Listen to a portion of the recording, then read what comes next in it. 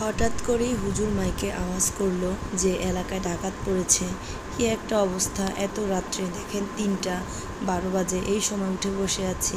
কি অবস্থা! একটা আতঙ্কিত একটা পরিস্থিতি বিরাজ করতেছে। সবাই রাস্তায় বের হয়ে আসছে লাঠি নিয়ে। ঘুমাতেই পারতেছি না কিছুতে ভয়ে।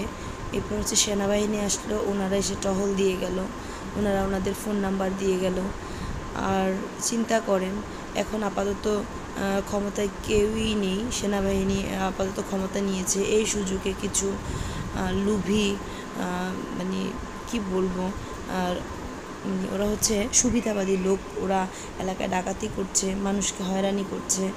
তো খুব দ্রুত আমরা প্রশাসনের কাছে জানাবো যেন এই সমস্যার সমাধান করা হয়। না হলে মানুষ আতঙ্কে মরেই যাবে। আমার নিজেরই অস্বস্তি লাগছে, খুব ভয় পেয়েছি। তো অনেক মানুষই নেমে এসেছে। যাই হোক, সবাই সচেতন থাকবেন আর এভাবেই এলাকার মসজিদের মাইকিং করবেন, তাহলে ইনশাল্লাহ কোনো বিপদ হবে না।